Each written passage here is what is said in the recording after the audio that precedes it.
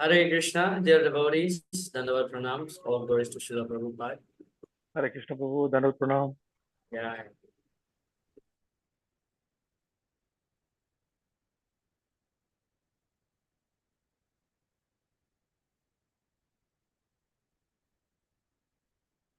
All right. Um,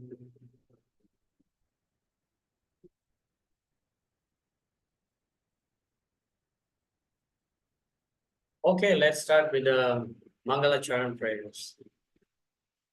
Om Jnana Timirandasya Jnananjana Salakaya Chakshur Unmilitam Yena Tasmai Sri Gurave Namaha Sri Chaitanya Manobishtam Stapitam Yena Bhutale Swayam Rupa Kadama Yam Dadati Swapadam Vandeham Sri Guru Sri Uttapada Kamalam Sri Guru Vaishnavam Cha Sri Rupam Sakrajatam Shahagana Raghunatam Vidantam Sajivam Sadvaitam Savadutam Parijana Saitam Krishna Chaitanya Deva Sri Radha Krishna Padan Sahagana Lalita Sri Visakanvitam Cha Hey Krishna Karuna Sindhu Dinapanu Jagatpate Gopesha Gopika Kanta Radha Kanta Tapta Kanchana Gaurangi Radhe Vrindavaneshwari Vrishabhanu Sute Devi Pranamami Haripriya Vancha Kalpataruya Kripa Sindhuvya Evacha Patitanam Pavanebhyo Vaishnavebhyo Namo Jai Sri Krishna Chaitanya Prabhu Nityananda Sri Advaita Gadadhara Srivasadi Gaura Bhakta Vrinda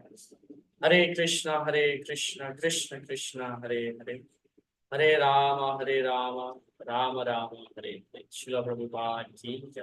Hare Krishna. Okay. So in the previous class we have discussed how Krishna is the origin of everything. Yeah, Krishna explained his opulence more specifically. So he mentioned that he is the everything, the origin of the demigods and all the great rishis.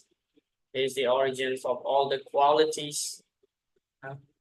So now we will see the Chatusloki of the Bhagavad Gita. Yeah.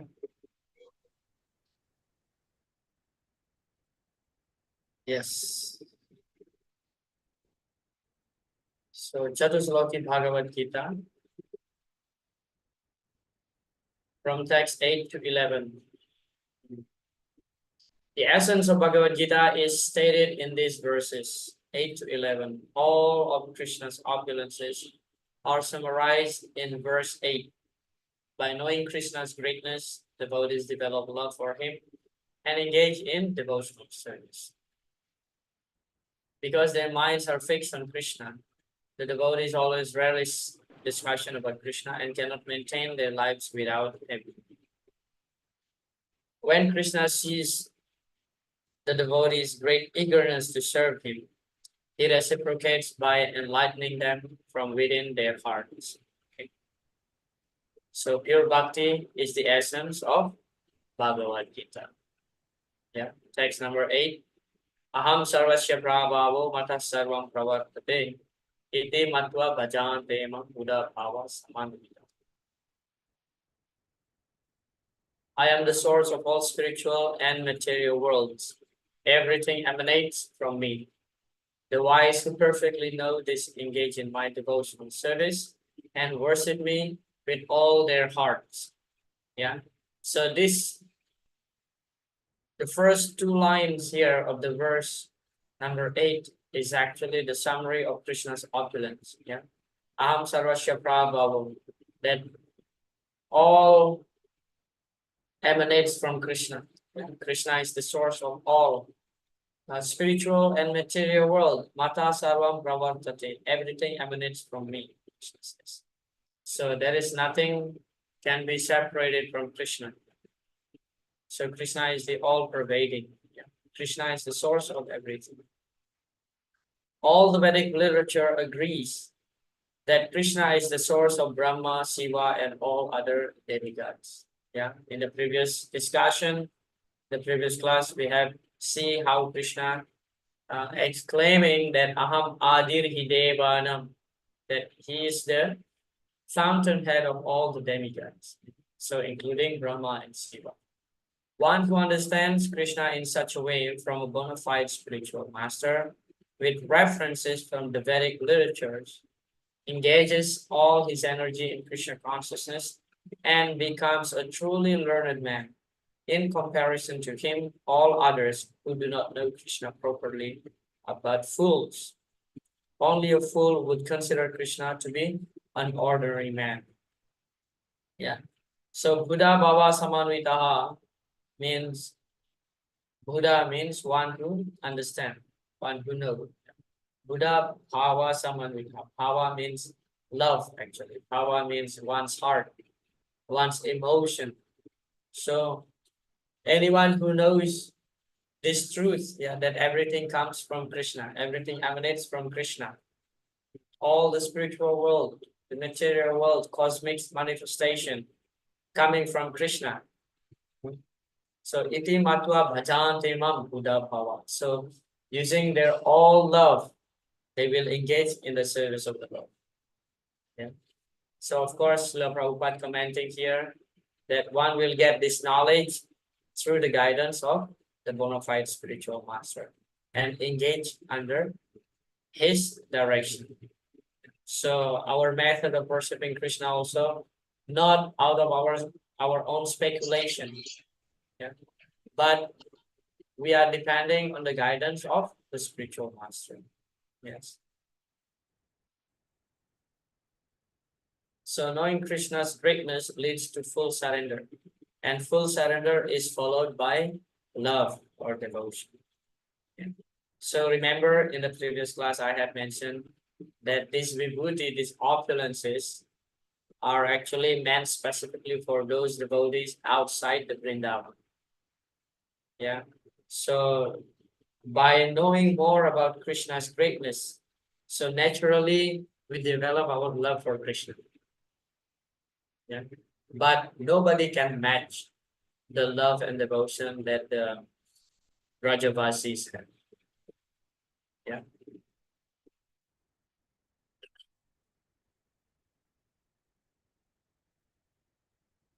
Text number 9. Machitama gata prana bodayanta parasparam kathayanta samam nityam dishyanti cha ramanti cha. The thought of my dear devotees dwell in me. Machita. Their lives are fully devoted to my service, and they derive great satisfaction and bliss from always enlightening one another and conversing about it. So this is the symptoms of a pure devotee. Pure devotees whose characteristics are mentioned here engage themselves fully in the transcendental loving service of the Lord. Their minds cannot be diverted from the lotus feet of Krishna. Their talks are solely on the transcendental subjects. This devotional service is just like a seed, and if it's sown in the heart of a living entity, and if he goes on hearing and chanting Hare Krishna, Krishna Krishna, Hare Hare, Hare Rama, Rama Rama, Hare Hare, that seed fructifies just as the seed of a tree fructifies with regular watering. Thus, realized souls in Krishna consciousness take continual pleasure in hearing such transcendental literatures, just as a young boy and girl take pleasures in association. So this is another symptoms of a pure devotee. Of course, in the previous chapter, in chapter number 9, Krishna explains the symptoms of the Mahatmas. Yeah. Manmana bhavamad bhato, always thinking about Krishna. Satatam kirtayanto mam yatantaschadridavana, always chanting and glorifying Krishna. Yeah, worshipping Krishna, bowing down. So this is another symptoms. This is a great symptoms. Yeah. Machita madgata prana. So madgata prana. Prana means life. So the discussion, the Krishna Katha, is actually the life of the devotees. Srila Vishwanath Chakravarti Thakur gave his commentary on this verse saying, just like a fish cannot live without water. So this analogy is very appropriate. For example, if you take out the fish from the water, yeah, doesn't matter whatever nice facilities you give to the fish, soft bed, a lot of money, very tasty food. So the fish will not be happy. Rather, the fish will be dying slowly. So similarly, the devotees should be constantly engaged in the discussion of Krishna Katha. Yeah. Otherwise, there's no meaning in their lives. Yeah. So devotees, the symptoms of a pure devotees is that they are always constantly glorifying Krishna, hearing Krishna, about Krishna. Yeah, this is the symptoms of a pure devotee. So, Jihvasati Dardurike Vasuta Nacho Pagayati Urgaigata. There is one verse in the third canto of Srimad Bhagavatam where it is mentioned Jihva Asati. So our tongue is considered to be Asati. Srila Prabhupada commenting on this specific word of Asati. Asati means the quality possessed by the prostitute. Yeah, Sati means faithful. Yeah. Asati means unfaithful. So Jivasati Dardurike Vasita. If the tongue is not used to glorify Krishna's greatness, then our tongue is considered to be unfaithful. Yeah. So just like if a woman going to have some enjoyment with another man who is not her husband, then she is considered to be asati. So our tongue also like that. Our tongue will become asati, unfaithful, if we don't use in glorifying Krishna. So another significant point here that Srila Prabhupada mentioned, just like the seed of bhakti. What is the watering process here is Sravanam and Kirtanam. So just like when we grow seed, any seeds, let's say for example, like mango seeds or jackfruit seed or moong dal seed. So when we sow it into the soil and when it comes out, when it grows, so what are the first thing that we see? There are two small leaves that we see. So these two, Srila Goswami explained that these two small leaves are actually the two symptoms of pure devotional service. So there are 6 symptoms or 6 characteristics of pure devotional service. The first 2 is Kleshagni and Subhada. One will be free from all the klesha or sufferings, and Subhada means it brings auspiciousness into our life. So as soon as we develop spiritual advancement, yeah, by regularly hearing, by regularly chanting, so these 2 things will appear. We can feel it, we can see it. Yeah, Kleshagni, we no longer suffering from material pangs. That's the first thing. And Subhada, our life becomes auspicious. Now we see that, of course, we have seen in life that even after being in Krishna consciousness for many years, still we suffer.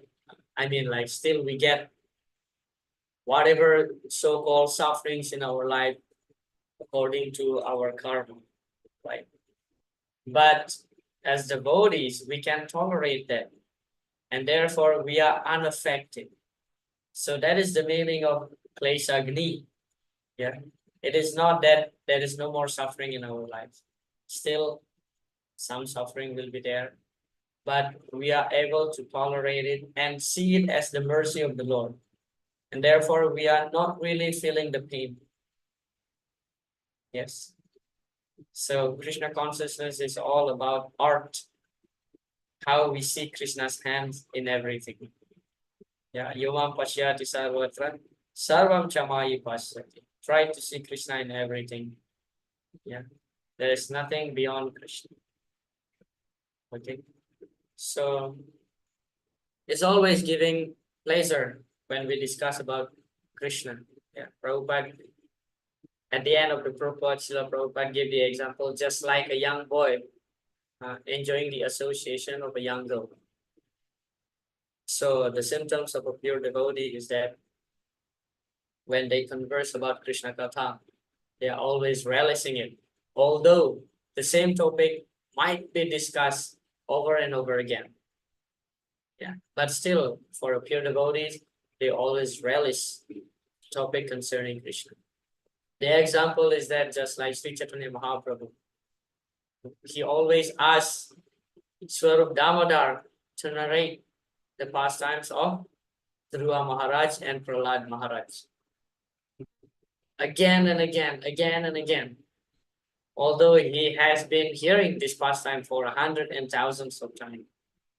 But every time when Swarup Damodar recite these pastimes of Dhruva and Prahlad, so Chaitanya Mahaprabhu always, in such a joyful mood. Sometimes he fell unconscious. Sometimes he rolled on the ground hearing these pastimes. So we can analyze actually through our own situation. If somehow we don't feel that we're not really happy discussing about Krishna, what does it mean? That means we are still in the disease condition. Yeah, we are in the disease condition. Therefore, the sweet sugar will taste bitter for those who are affected by jaundice. Yes. So Krishna Katha is always sweet. But somehow or other, if we don't get the taste to hear about Krishna Katha, then we are still materially diseased. Yeah. So what is the remedy for those who are having this disease of jaundice?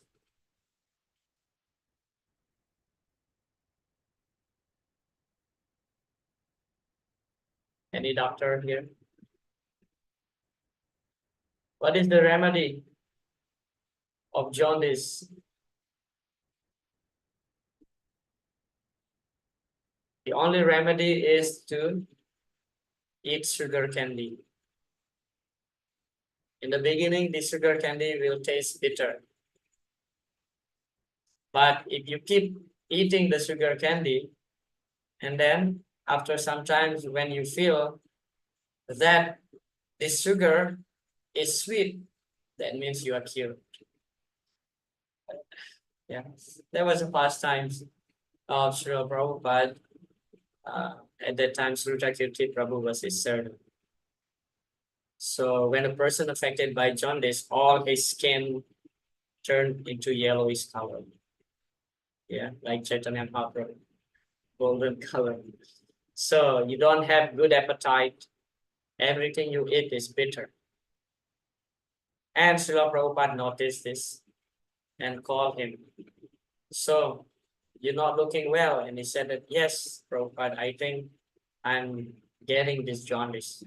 And Prabhupada gave him some money. Okay, there is a sugarcane juice wala over there. So you go there and drink the sugarcane. That will cure you, Prabhupada said. He said, okay. And then 1 day, 2 days. So he kept taking money from Prabhupada. Yeah. Taking money.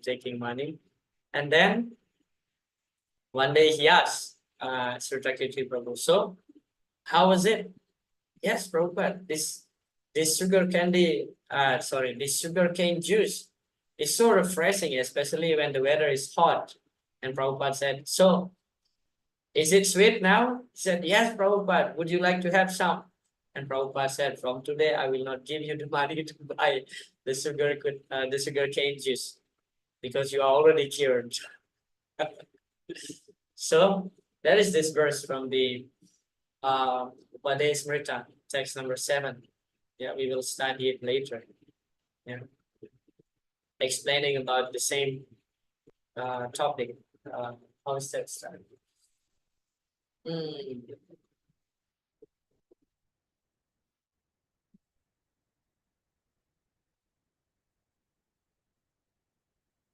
I forgot the first word of this verse. Let me check. Otherwise, this will crack my head.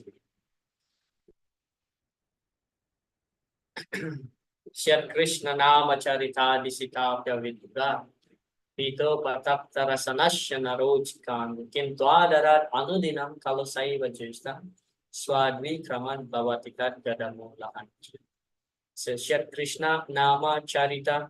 So Krishna's name, Krishna's Charita, Krishna's pastime. Yeah. Sitapya Vidya. It's always sweet. All these are whatever related to Krishna is sweet. But Pito Patapta Rasanasya Na Ruchikan. We don't have the ruchi. We don't have taste to hear Krishna Katha. But Rupa Goswami explained Kintwadarat Anudinam. Dina means day. Anudina means day followed by days. That means every day. If we just sit and hear Krishna Katha every day, Swadvi Kramat Bhavatitat Gadamula Hantri. So one day we will find that Krishna Katha is very sweet. So how to get taste in chanting? By chanting every day. How to get taste in hearing? By hearing every day on a regular basis. Yeah. Nityam Bhagavata Sevaya. Srila Vishwanath Chakravarti Thakur explained, Nitya means always. But Nitya means also at least once in a day. So something you can hear, There are so many Prabhupada's lectures available in internet. And Prabhupada's lecture is not that long, like the Bhakti Sastri class. Prabhupada's lecture is like 40 minutes, 45 minutes maximum. Sometimes there are also 20 minutes. So we can hear this. Yeah, if you cannot attend the regular class in the temple, then you can hear Prabhupada's recording. Or we have also Mayapur TV, like all this. There are so many. It's all available. So try to hear every day. Then you will develop some taste. Yeah. How the smoker, yeah, those who are smoking cigarettes get the taste to smoke. In the beginning, when they try for the first time smoking cigarette, they will cough. They cannot tolerate the smoke entering their lungs. Yeah. But their friends will encourage them, come on, let's do this. You will do this. And then the first cigarette finishes. And then finally, every day he will smoke like 10 cigarettes. Yeah. Same thing, those who are drinking alcohol also, the drunkard. So this beverage is not at all tasty. It burns your lung. It burns your lung. I remember when I was,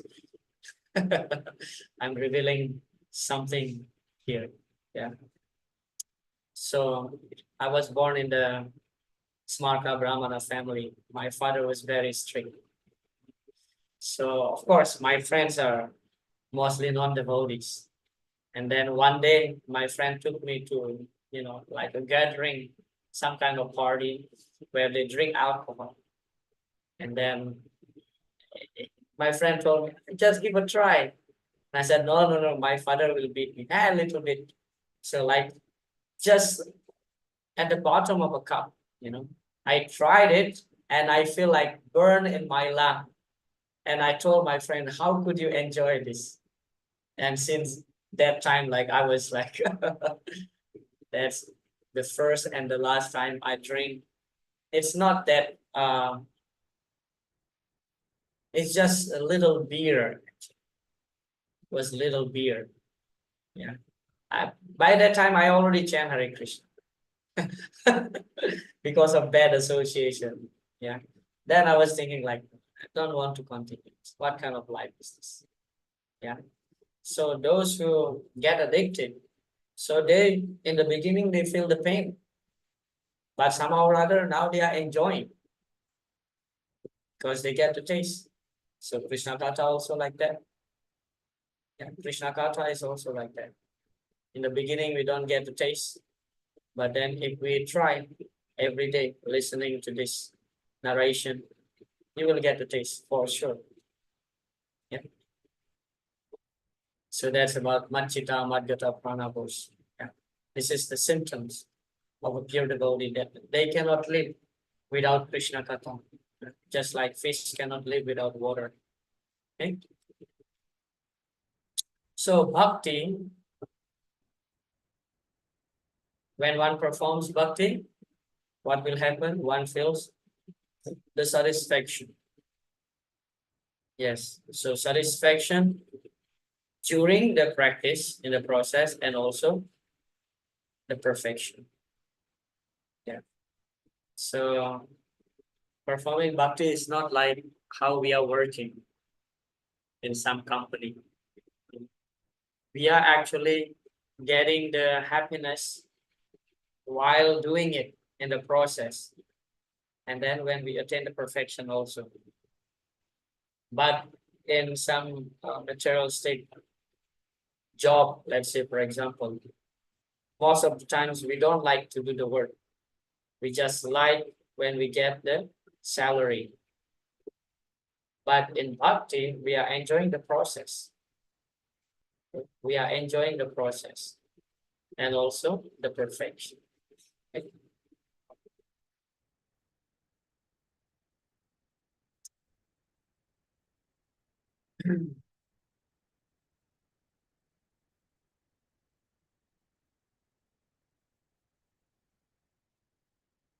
So there is question here from Ramesh Prabhu. When we are listening the Krishna Katha, what is the rasa we will relish?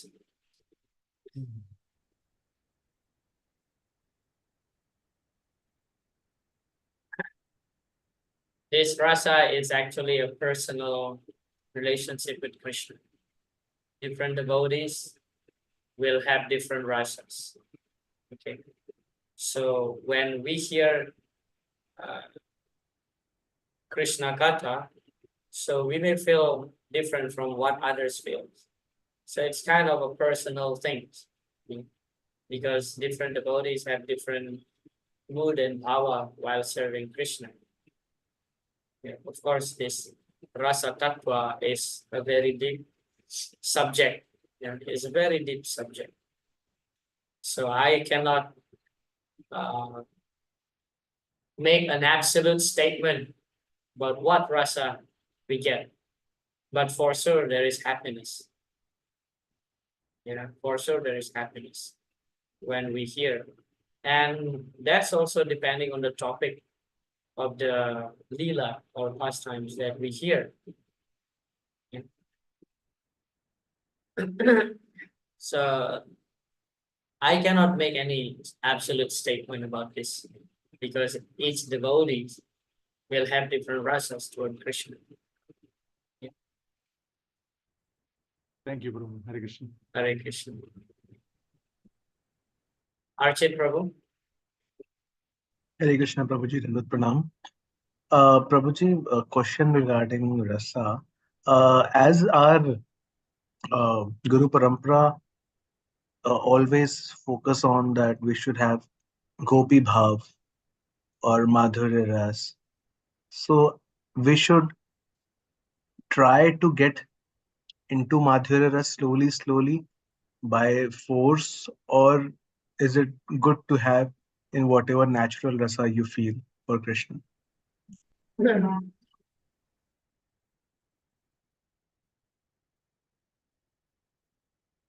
I never heard that we are uh,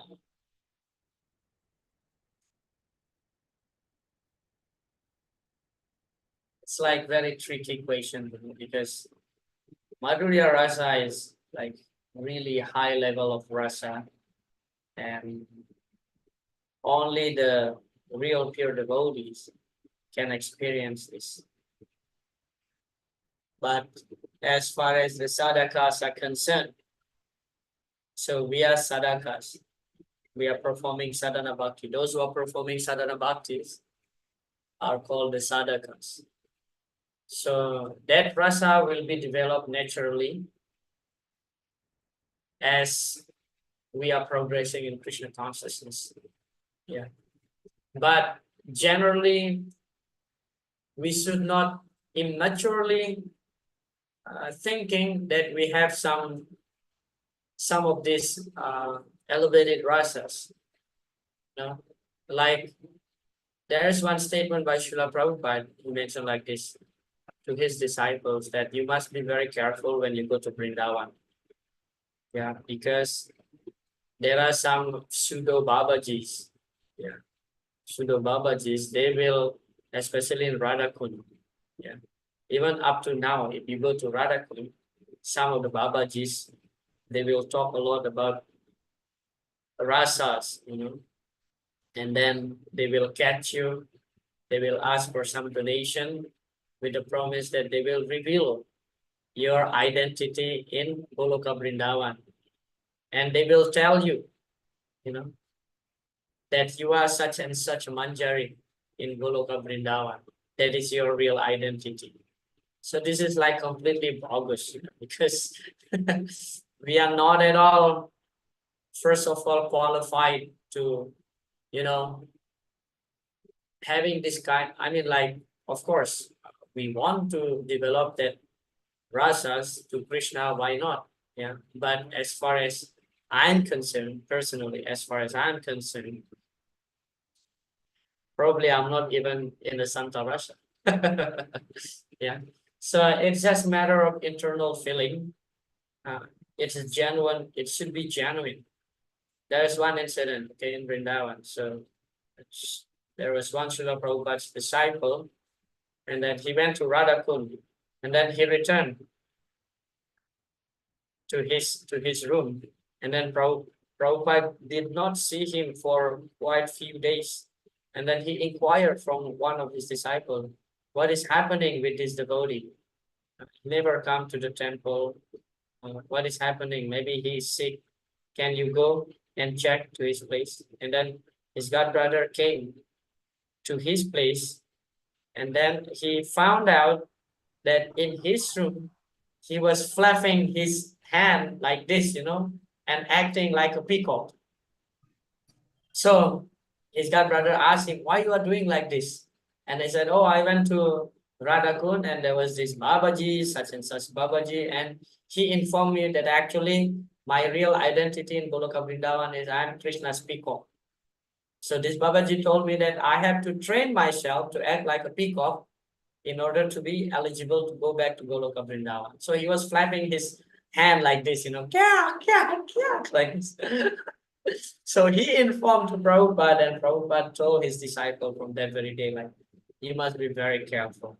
There are so many pseudo Babajis in Vrindavan like this. So we see that actually Srila Prabhupada, of course, he has this bhava, Madhurya Rasa to Krishna, but he doesn't want to exhibit that externally. He doesn't want to exhibit that externally. Prabhupada said that my Guru Maharaj, Bhaktisiddhanta Saraswati Thakur, is actually one of the gopis in Goloka Vrindavan, but he never exhibit that externally. So that is the attitude of a pure devotee. So that's my comment. You have any other arguments, Archit Prabhu? Prabhuji, my question was from a different angle. Mm. Generally, what we see that we are discouraged to uh, say, take a form of Laddu Gopal in our home because we are into preaching movement of Mahaprabhu. So when So you're saying like when you take care of Ladu Gopal at home, so it's kind of Vatsalya Rasa, right? yes, so I have Yeah. heard many devotees, senior devotees says that that is Mhm. not is our mood when we are serving Mahaprabhu's mission. Um, well, I mean, here in Mayapur, I have seen like there are so many grihastas having Ladu Gopal. I don't think so that's wrong. I don't think so that is wrong. Yeah, you can, but of course, like some devotees are very, I would say in one way, very fanatic. Yeah, no, we are in the preaching mood. We have to, do things like this. But I don't think so. There is, according to Sastra, there is strict prohibition that we cannot worship Ladu Gopal. Why not? Why not just worship Ladu Gopal? If you have this mood, then worship Ladu Gopal. You treat him like your own child, like your own baby. So like this, why not? So yes, if you have this inclination, then you worship, but it should be always genuine. That's my point. You cannot fake it. Yeah. Okay, Prabhuji, Hare Krishna. Yeah. I mean, like I have heard also such a statement. We are in ISKCON, we are not encouraged to worship Ladu Gopal. But my own opinion is that why not? You know, still he is Krishna. Why you not worshiping Krishna? Yeah. Some devotees also said that, oh, because he is alone, you cannot worship Krishna alone. Then you can put little cow next to him. He's always having his flute also. This flute is a person. It has personality. It is true that you cannot worship Krishna alone. Yeah. That's one of the arguments that I heard. You cannot worship Lord Gopal because he's alone. Then just put some cows, some peacocks around him. Guru Parampara is there, Prabhupada's picture. Then that's just my own uh, understanding. Yeah. The main thing is that you should not fake it. That's my, yeah. Because it's like, it's rasa. Rasa that was very deep. Should not fake it. Otherwise, one becomes sahaja. That's the point. Okay, keep aside this rasa tattva things. It's a deep subject matter. Okay, text number 10. Tesam satata yuktanam bajatam pritipurvakam dadami budi yogam tam ye nama upayan. Okay. To those who are constantly devoted to serving me with love, I give the understanding by which they can come to me. Krishna gives intelligence to his devotees. Buddhi Yoga itself is action in Krishna consciousness. That is the highest intelligence. Buddhi means intelligence, and yoga means mystic activities or mystic elevations. When one tries to go back home, back to Godhead, and take fully to Krishna consciousness in devotional service, his action is called Buddhi Yoga. In other words, Buddhi Yoga is the process by which one gets out of the entanglement of this material world. The ultimate goal of progress is Krishna. People do not know this. Therefore, the association of devotees and a bona fide spiritual master are important. If a devotee is not intelligent enough to make progress on the path of self-realization, but is sincere and devoted to the activities of devotional service, the Lord gives him a chance to make progress and ultimately attain to him. Yes, Buddhi Yoga. Krishna gives the intelligence to the devotees. Yeah. Sometimes the spiritual master give us some instruction. Build a temple, let's say, like that. Build a temple. And we don't really know how to build a temple. But somehow we get this kind of instinct. And that instinct is actually Krishna give us the direction. Yes. So Krishna says in chapter 15, we will see this verse. Yeah. Sarvasya chaham hridisani visto matas mritir jnanam apohanam. So Krishna resides in everyone's heart, and matas mritir jnanam apohanam. Krishna will give us remembrance, Krishna will give us forgetfulness, and Krishna will give us intelligence, jnana, knowledge. Yeah. So this knowledge comes along with the sincerity. If we are sincere, following the instruction of our Guru, Krishna will give the intelligence. Dadami Buddhi Yogam Tam. Krishna give the promise here. Dadami Buddhi Yogam Tam. So there is a saying that when there is a will, there is a way. Yeah. If you're really willing to serve Krishna, then Krishna will give you the intelligence by which you can serve him and please him. There is a pastime in Ramayana that Hanuman is considered to be the best devotee of Lord Rama. Right? So Hanuman performed all the services, and all the other monkeys, now they are thinking that all these days, all these years, why only Hanuman is doing all the services? So today, all these monkeys, they have a meeting and they list all the services that they have to do for Lord Ramachandra from his awakening till he goes to the bed. Yeah, from morning till evening. So they list all the kind of services, who will cook, who will wash his clothes, and so on and so forth. So all these monkeys already have some particular service to do during that particular day. And then when Hanuman came and all these monkeys said, oh, Hanuman, today all the services already booked. Yeah, today the service is already booked. Now you can relax. You don't do any seva today. All of us will do the service. And then Hanuman feel like, oh, what will I do without service? Yeah, he really wants to serve Lord Ramachandra every single day, every single time. And then he went to see Lord Ramachandra.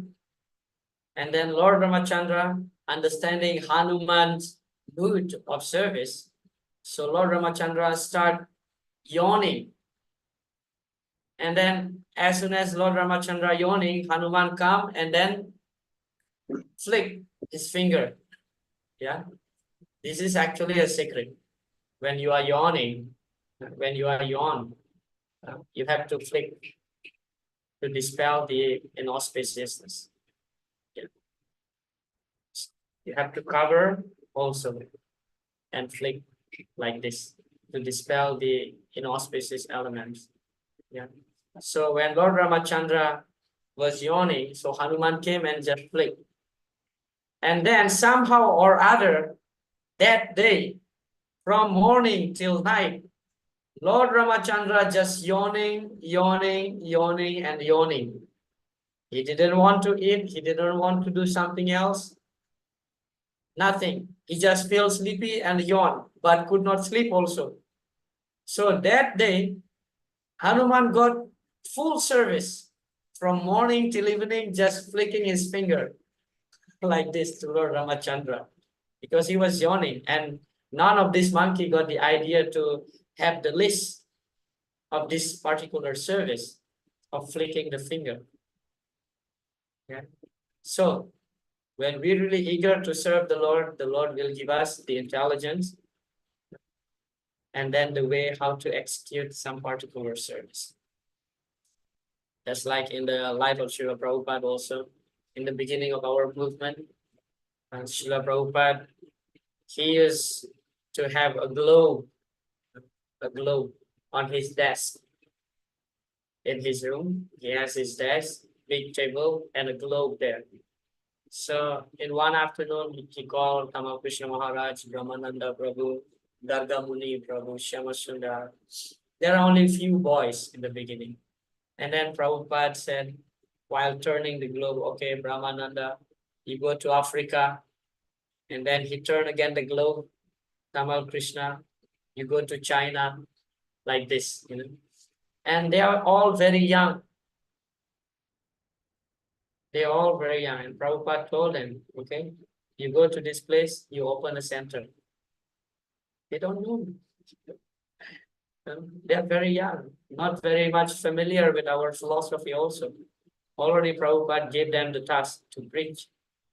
And now we see there are so many devotees from Africa, from China. Prabhupada said China will be the last country to take up Krishna consciousness. Now there's so many Chinese devotees. Yeah. So like this, all of them just depending on the order of the spiritual master, execute it sincerely, and Krishna will give the understanding. Yeah. Another incident also that in the 1974, Srila Prabhupada brought Radha Krishna deities from Ujjain to Sydney. Yeah. So Prabhupada brought the deities there, installed the deities, just Prabhupada having very short visit. And then after installing the deities, Prabhupada folded his hand like this. My dear Lord, I'm leaving you here with all these Malaychas and Yavanas. Please forgive all their offenses, accept whatever service that they offer. So none of them properly trained to do the deity worship. Yeah. But Prabhupada just give them some brief instruction before Prabhupada left Sydney, leaving Radha and Krishna over there. Yeah. And slowly they are learning how to do the deity worship. Yes, so like this. Yes, so that is the principle. Dadami Buddha Yogam Tam Yenama Upayanti. Krishna will help us from within. Yeah. Provided that we have to be very sincere in our attempt.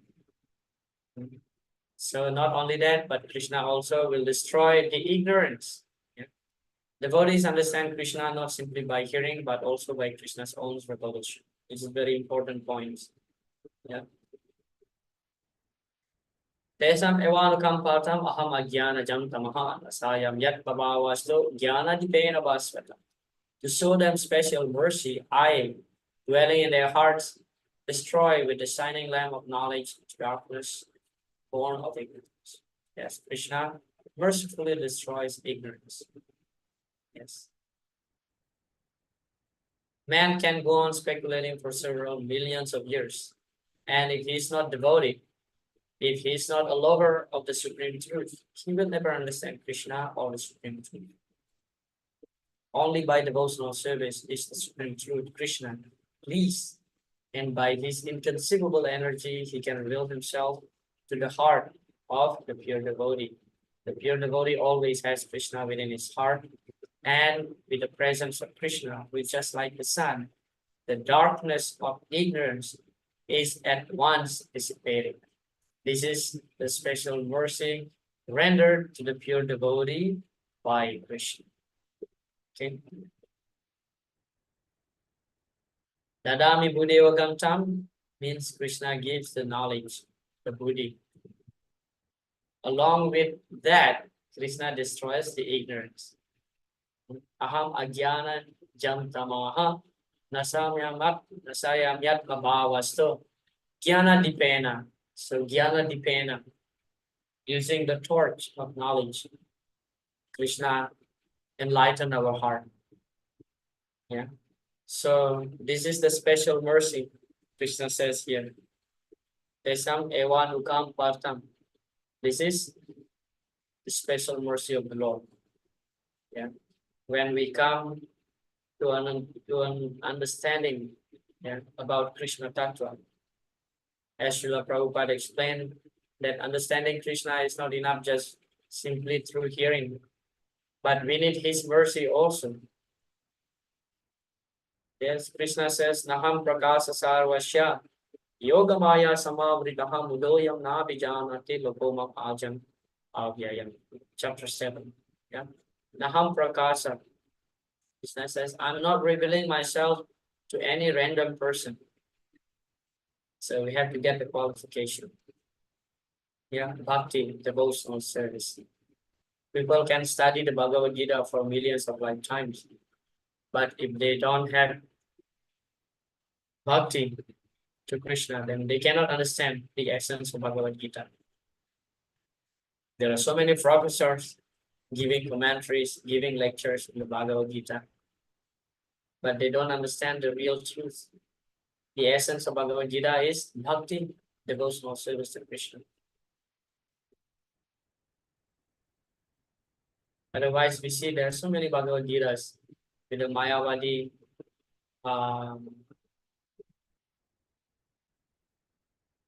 conclusion, the Mayavadi conclusion, because they don't have bhakti, so they are bewildered.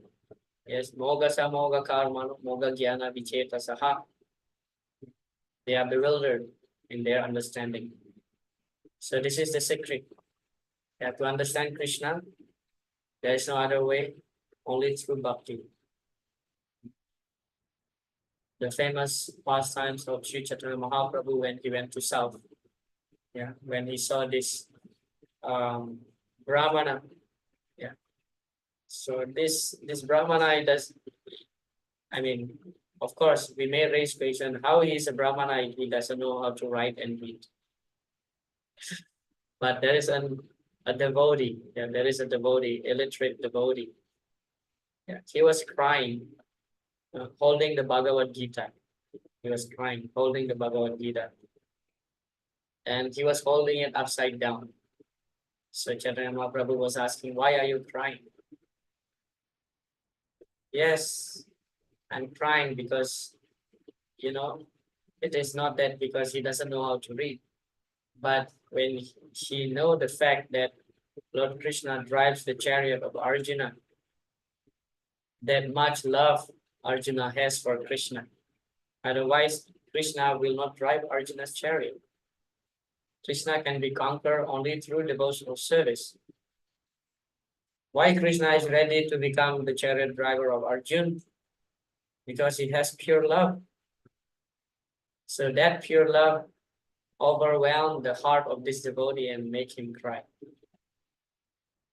Although he doesn't know how to read, how to write. Yes. So bhakti is the essence.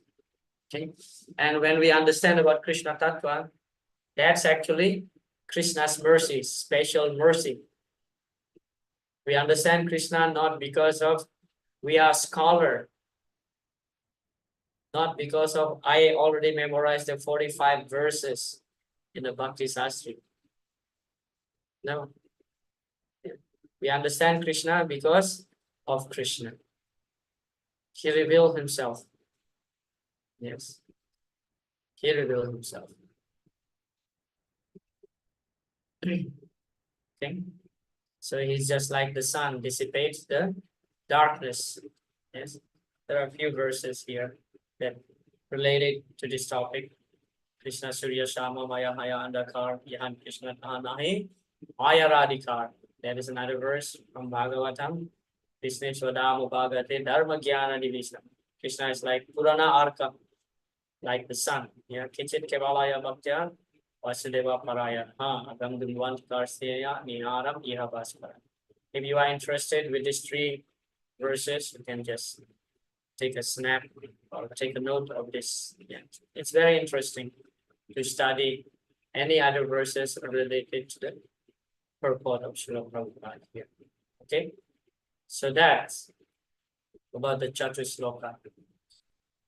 So you have to know the techniques. Simply by theoretical knowledge, you cannot make any improvement. And these are practical examples. Because there is no love for God at the present moment, all this nonsense, universal love, fraternity are going to hell. Therefore, we are interested in this spiritual consciousness movement You have to change your consciousness. Make it full with Krishna or God. Then everything will be all right. All right. Thank you. So I hope all of you have memorized these 4 verses. This is the essence, yeah? Most essential slokas from the Bhagavad Gita, the Chatu Sloka, the Bhagavad Gita. Yeah. So first, Krishna reveals his opulences in text number 8. Yeah. Aham sarvasya prabhavo mata sarvam pravartati. All the spiritual world, material world comes from Krishna. That means everything emanates from Krishna. Yeah. And then Buddha Bhava Samanvitaha, those who know the fact about Krishna Tattva and knows the opulence of the Lord, Buddha Bhava Samanvitaha. They will use their bhava, their love to worship Krishna. And then when they worship Krishna, what is the main activities of the devotee? To discuss about Krishna. Matchita Madgata Prana. And Madgata Prana, this is the life of the devotees. Okay? If we don't have taste to hear about Krishna Katha, that means we are in a disease condition. This is the medicine. In fact, our advancement in Krishna consciousness depending on our taste in hearing and chanting. Yeah, that's how we can assess ourselves. Yeah, that's how we can judge ourselves. Of course, we are all very expert in judging others. But how we can judge ourselves? We are thinking that, oh, I'm the most advanced here. But if you want to know how advanced you are, whether you get real taste in hearing and chanting. Yeah, that's all. And when we develop this taste, so Krishna give us more understanding about him. Dadami Buddhi Yogam Tam. He reveals himself and destroy the ignorance. Yeah, destroy the ignorance. Srila Rupa Goswami explained in the Bhakti Rasamrita Sindhu, the real ignorance, that the ignorance about identifying oneself with the body. This is the root cause of ignorance. When we have the understanding that we are not the body, that means the path of liberation is open. That means ignorance is destroyed slowly. Now, of course, theoretically, we know that we are not the body, but how much do we apply this knowledge, this understanding into our lives? Yeah. Therefore, Srila Prabhupada in that lecture that we read together, he mentioned, this is not simply a theoretical knowledge. So we have to put it into application, then realization. Okay. Any questions about Chatusloka of the Bhagavad Gita before we move forward to the next verse? So what happened here? Krishna revealed his opulence. And after that, Arjuna will accept Krishna as the supreme person. Yes, there's that. And he will request more to Krishna to display his opulence.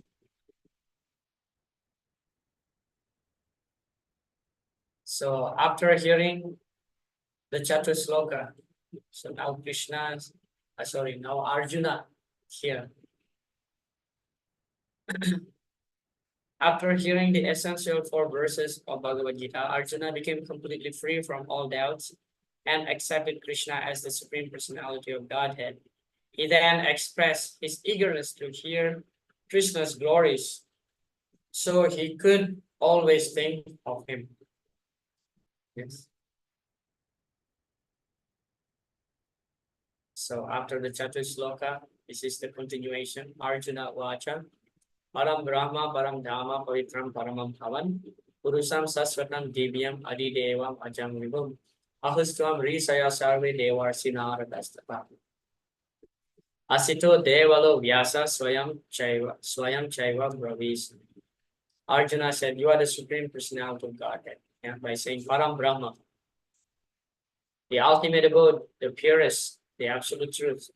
You are the eternal, transcendental, original person, the unborn, the greatest.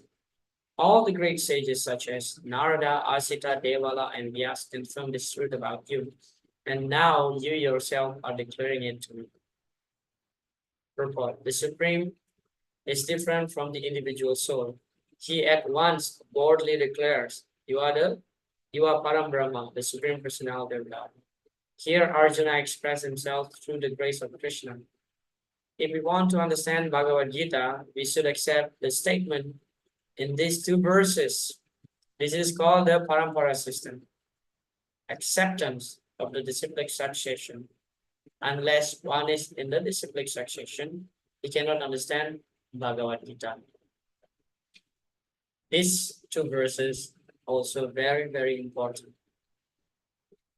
So here Arjuna is giving his approval. Yes, Krishna is the Supreme Personality of God. But one may argue, okay, Arjuna can say that because he is very close friend of Krishna. Maybe there is something going on between the two, okay? But that statement made by Arjuna is not just out of his sentiment, not just because, okay, Krishna is my friend, why not? I can glorify him as God. I can declare him to be God. Yeah, not like that. But his statement is based on the previous acharyas, based on great rishis. Therefore, Arjuna is not stopped there, only one verse. But Ahustvam Risaya Sarve. Not only me, but there are so many great personalities, great rishis, confirm the fact. Ahustvam Risaya Sarve Devarsi Narada. Devarsi Narada. The rishi amongst the demigods, Narada Muni. Devarsi Narada, Asita, Devala, and Vyas confirm the fact that Krishna is the Supreme Personality of God. Yeah. So it is not only Arjuna's statement, but before making this statement, so he see that all the great rishis already confirm Krishna's position as the Supreme Personality of God. Yeah.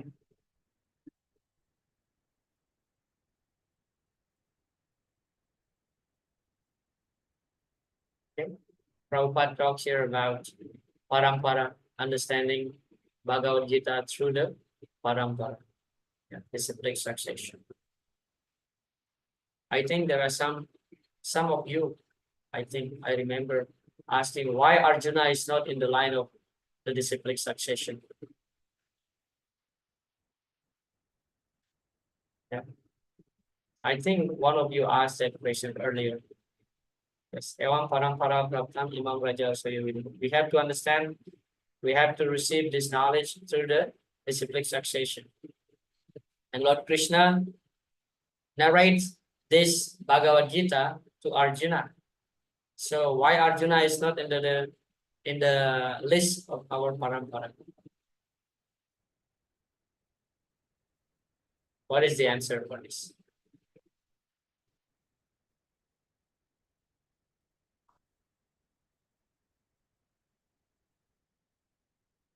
First of all, our parampara based on siksha, not based on diksha.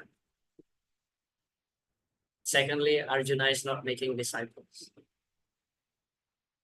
Third, when Krishna spoke the Bhagavad Gita to Arjuna, so Vyasadeva was recording it.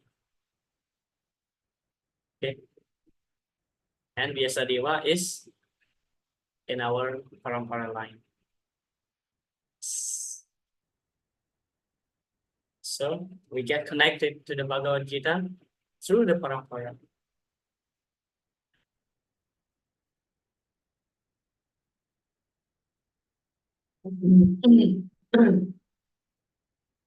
So Krishna's supremacy is confirmed by authorities, yeah, by all these great sages. Now this is this is Arjuna's request to Krishna. So text 12 and 13, Arjuna accept Krishna to be the supreme person. And now Arjuna requests Krishna to elaborate more about his opulence. Oh Krishna, I totally accept as truth all that you have told me. Neither the demigods nor the demons, O Lord, can understand your personality. Arjuna herein confirmed that persons of faithless and demonic nature cannot understand Krishna. One should therefore follow the path of Arjuna. He received the authority of Bhagavad Gita. The acceptance by Arjuna of all that Krishna says should be emulated when we can understand the essence of Bhagavad Gita, and then only can we understand that Krishna is the supreme personality of God. Okay, understanding Krishna is not easy. One can understand him through a bona fide disciplic succession. That is the secret. Yeah. Indeed, you alone know yourself by your own internal potency, O Supreme Person, origin of all, Lord of all beings, God of gods, Lord of the universe. Yeah. The Supreme Lord Krishna can be known by persons who are in a relationship with him through the discharge of devotional service, like Arjuna and his followers. Thus, the truth about Krishna is established in this verse by the realization of Arjuna. And we should follow in the footsteps of Arjuna to understand Krishna as he is. Okay, here now begins Arjuna's request. Please tell me in detail of your divine opulences by which you pervade all the three worlds. In this verse, it appears that Arjuna is already satisfied with his understanding of the Supreme Personality of Godhead, Krishna. So Arjuna is asking Krishna how he exists in all pervading aspect through his different energies. One should know that this is being asked by Arjuna on behalf of the common people. Okay. 17 and 18. O Krishna, Supreme Mystic, how shall I constantly think of you, and how shall I know you?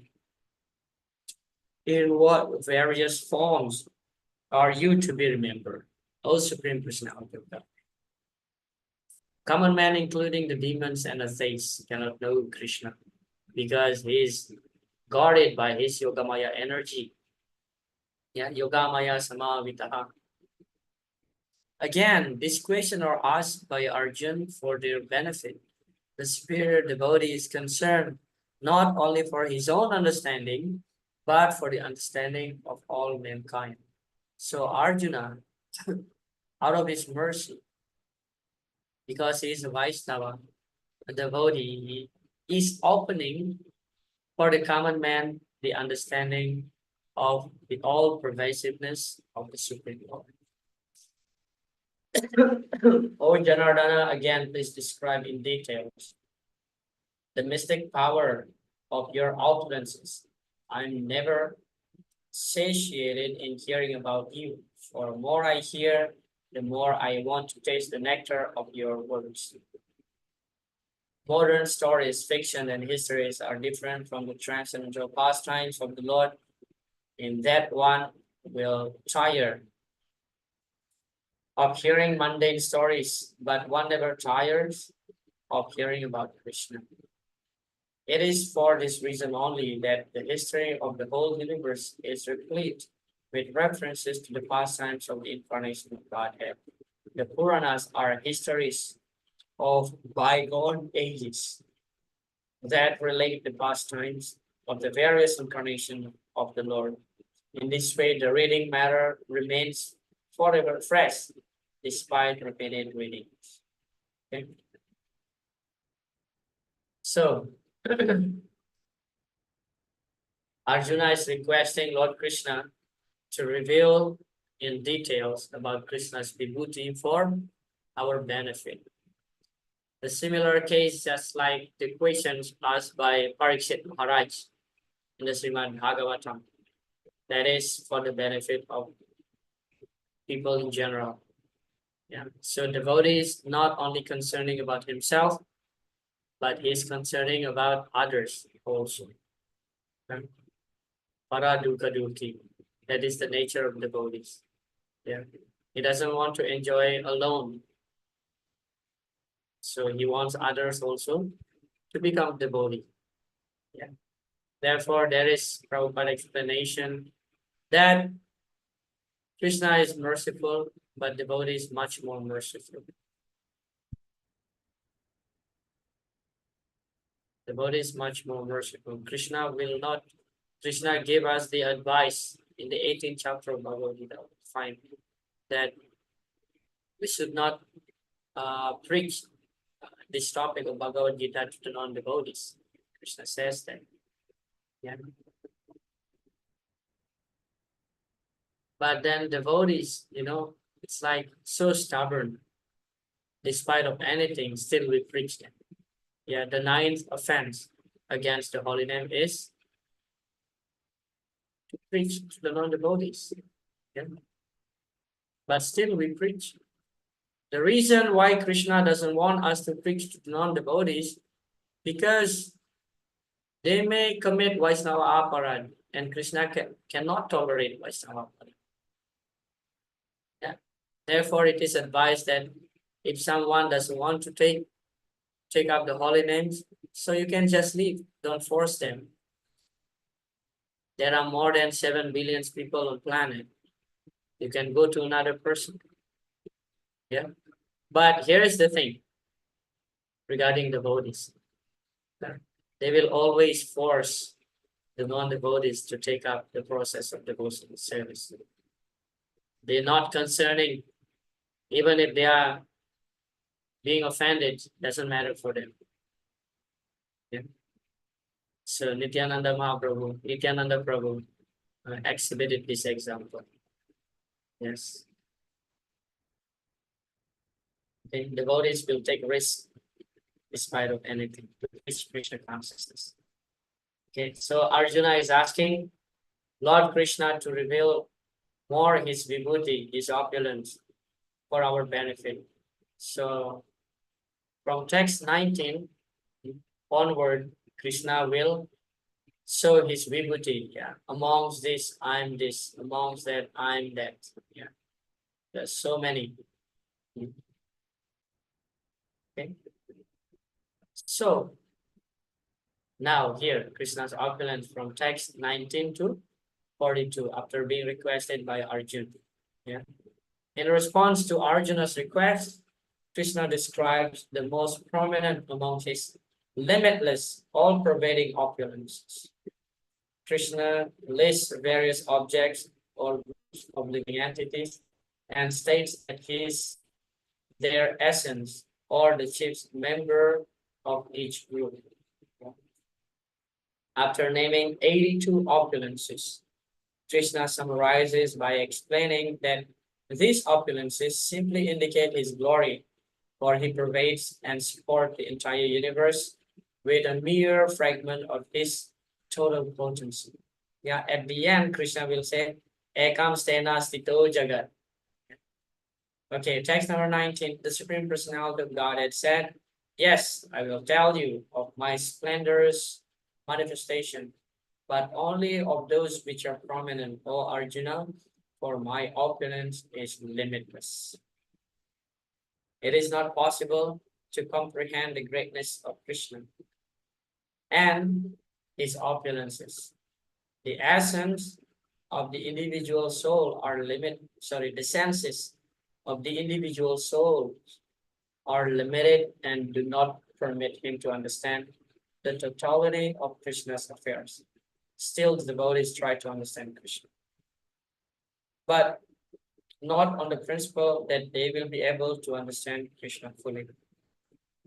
Krishna knows that living entities do not understand the extent of his opulences. He therefore agrees to state only principle manifestation of his different energies. Okay, so what we will read now from text 19 onward, these are just the prominent opulence of the Lord. Yeah, but his opulences are limitless. Okay, so please read that from text 20 to 39. Yes, Lord Krishna is describing his opulences to Arjuna. Please read this in your own timing. Okay, I will not go through all these verses.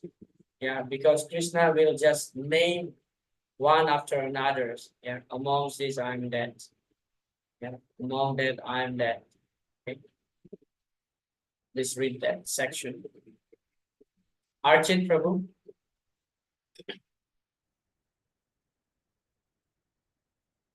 Go Hare, ahead. Hare Krishna, Prabhuji. Yes. Uh, there is again a contentious question that I have. I'm sorry to put it across. No problem, please. Uh, in uh, in these verses, in one shlokas, I know Prabhupada has tried to explain, but we need more clarity. Krishna says that among the Vrishnis, I am the Krishna. So, and in the purport, Prabhupada explained that Krishna is not referring to himself, he is referring to Lord Balaram in this case. Uh, this is again from I think Prabhupada is trying to counter the Mayavadi philosophies, which says that, this is not Krishna speaking to Arjuna, it is the impersonal supreme Ishvara through Krishna, as Okay, they always says. So this is the shloka that they refer to. Look, Krishna is differentiating himself in this shloka. So supreme impersonal Lord is differentiating himself from Krishna. okay. Which text is that? I exactly don't remember the shlokas, but in one of the shlokas where Krishna says that among the Vrishnis, I am the Krishna. Yeah, yeah, give me a minute. Sure. I'll find that. Very nice question. Thank you.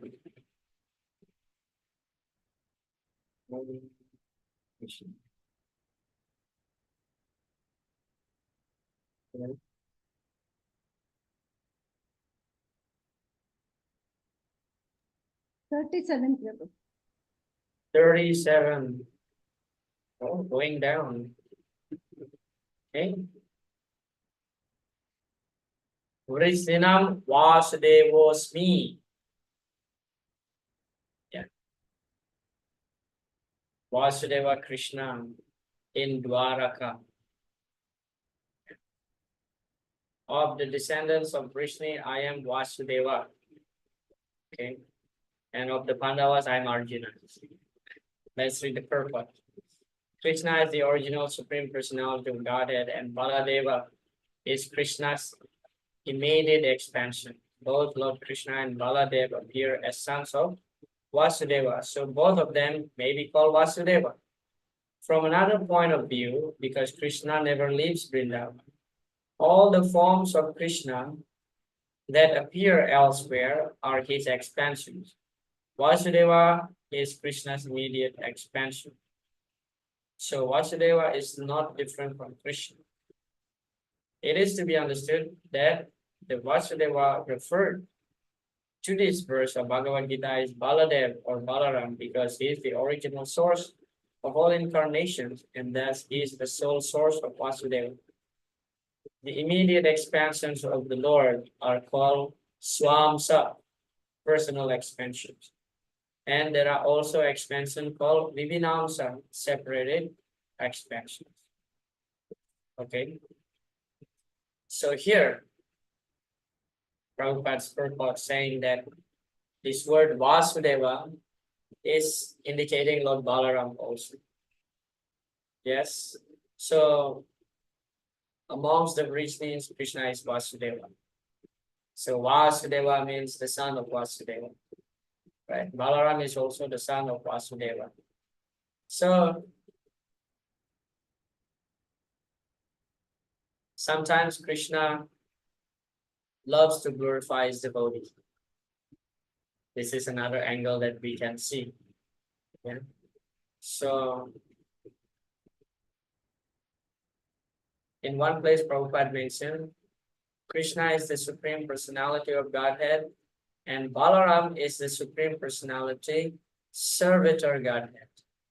Yeah, you heard this? You read somewhere? Yes. So that's why we understand that Balaram is the Adi Guru, because he teaches us how to perform service to Lord Krishna. Yeah.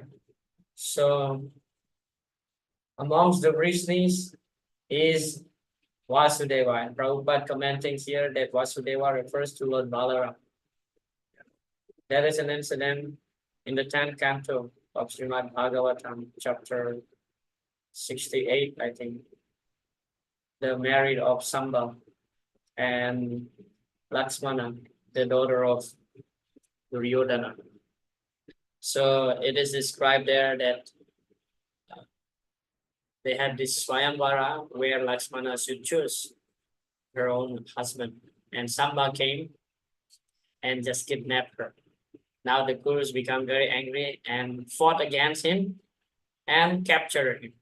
So Narada Muni went to Dwaraka and informed that actually Samba is being arrested, and Lord Krishna became furious and he arranged his army to fight the Kurus.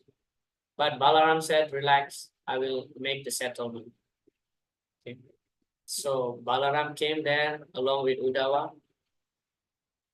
And then Duryodhana knew Balaram came. He worshipped Lord Balaram. Balaram said that this is the message from Ugrasen Maharaj. We don't want to fight with you, the Kurus. Please return Samba. And the Kuru said, no, not possible. And finally, Lord Balaram became so angry. He took up his plow and dig Hastinapur, ready to drag Hastinapur, throw into the Ganga. Yeah. And then finally, the Kuru surrendered. So here is Prabhupada's comment in Krishna book. Why this insult is happening? Duryodhana is the best student of Balaram. Yes. Why Duryodhana insulting Balaram? Yeah, it is the arrangement of the Lord in order to Balaram to display his prowess. That's Prabhupada commands in Krishna book. Yeah. So we see here that how Lord Krishna gives the chance just to exhibit Balaram's power alone to settle the matter, rather than the whole Yadu dynasty goes to the Hastinapur and have the war. Yeah.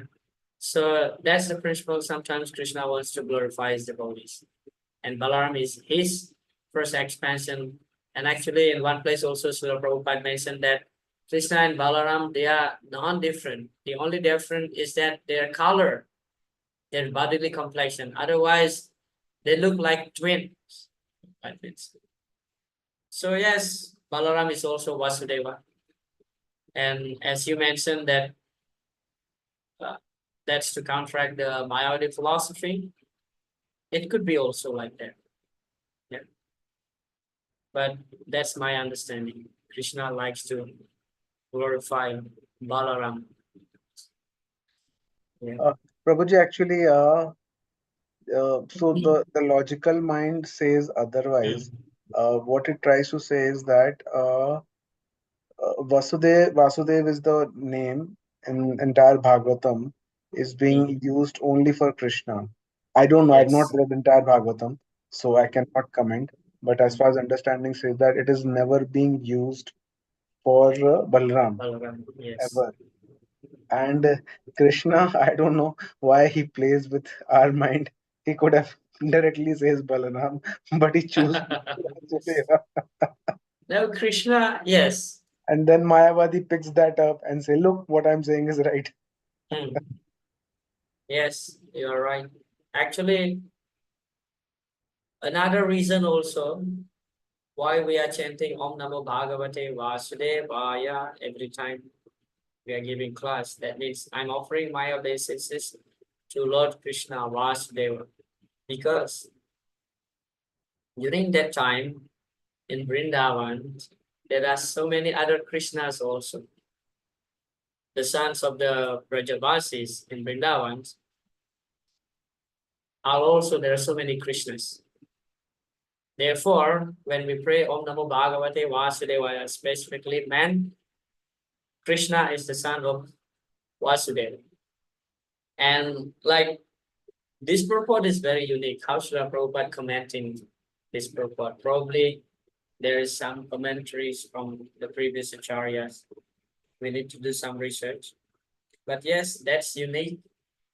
And it is a fact also, Lord Balaram is Vasudeva.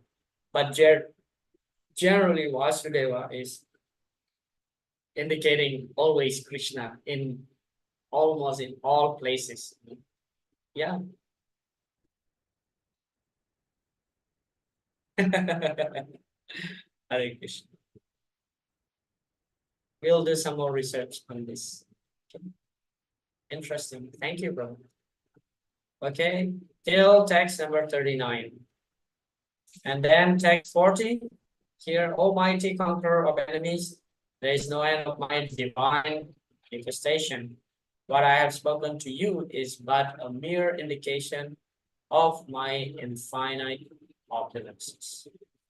As stated in the Vedic literature, although the opulences and energies of the Supreme are understood in various ways, there is no limit to such opulences. Therefore, not all the opulences and energies can be explained. Simply a few examples are being described to Arjuna to pacify his inquisitiveness. 41. Know that all opulence, beautiful and glorious creations spring from but a spark of my splendor. Any glorious or beautiful existence should be understood to be but a fragmental manifestation of Krishna's opulence, whether it be in spiritual or material. Anything extraordinarily opulent should be considered to be represent Krishna's opulence. The last one. Athawa bahunaitena kim gyatena tavarjana vistabhyaham idam krishnam ekam sena stito jagat. But what need is there, Arjuna, for all this detailed knowledge? With a single fragmental of myself, I pervade and support this entire universe. The Lord here tells Arjuna that there is no point in understanding how things exist in their separate opulence and grandeur. He should know that all things are existing due to Krishna's entering them as person. Srila Baladev Vidyabhushanam, a great acharya in this succession from Krishna, concludes his commentary on this chapter by saying, from Krishna's potent energy, even the powerful sun gets its power, and by Krishna's partial expansion, the whole world is maintained. Therefore, Lord Krishna is worshipable. Yeah. This is Prabhupada's report from text 12:13. Yes, Arjuna, when he mentioned Param Brahma Param. Krishna is the Supreme Personality of Godhead, and one should always meditate upon him and enjoy one's transcendental relationship with him. He is the Supreme Existence. Okay. Thus end chapter 10. Congratulations. Somehow we move slightly faster than any other chapters. So just to conclude our discussion, our time is up. To conclude our discussion on chapter 10, in the beginning, Krishna mentioned to Arjuna that now I will reveal another knowledge that greater than whatever I have spoken to you before, O Arjuna. Yeah, although Krishna already explained the essence of Bhagavad Gita, Bhakti, in the last chapter, in the last verse of 9th chapter. And Krishna is promising Arjuna here that I'm giving you better knowledge than before. So opulence, Krishna's opulence, yeah, that will increase one's bhakti, will enhance one's faith to Krishna. Yeah, the more we hear about Krishna's glories, so our faith is stronger. Yes, strengthened. Especially for those who are devotees, outside the Vrindavan, because there is no point of showing Krishna's opulence in Vrindavan. They will always think, oh, this child is just our friend, our son. But outside Vrindavan, when they see Krishna's opulence, so they become convinced about Krishna's position as the Supreme Lord. Krishna revealed his opulence here. Krishna is the source of everything, yeah, including the demigods and all the personalities. Arjuna accepted Krishna to be the Supreme Person based on the evidence given by another great acharyas such as Narada Muni, Asita, Devala, Vyasa. And after accepting Krishna to be the Supreme Person, Arjuna requested Krishna to show more his opulences. Yeah, Krishna shows all this, in which actually we can see Krishna in all the aspects. In all aspects. We have to see if there is, as Srila Prabhupada mentioned, that if there is something prominent or glorious, we should understand that actually this thing represents Krishna. Yes.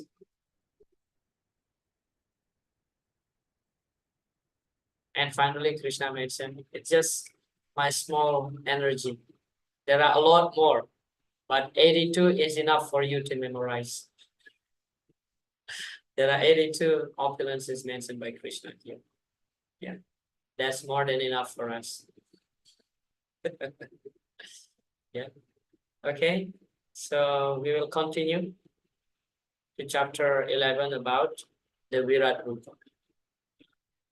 I'm telling you that I was for few years actually, I was thinking like, I don't think so this 11th chapter of Bhagavad Gita is important. Why we have to study this Virat Rupa? What is the use of studying this Virat Rupa? It's like, okay, it's gigantic form, and what? Arjuna will see his relatives is being crushed in the teeth of Virat Rupa. And finally, Arjuna surrender and just glorify the Virat Rupa. Oh, you have 1,000 heads, 1,000 arms, blah, blah, blah, and so on. But believe me, chapter 11 is one of the most important chapter of the Bhagavad Gita. Please read at least the translations of chapter 11 before Sunday, and we will meet you again Sunday morning. Hare Krishna. Thank you so much.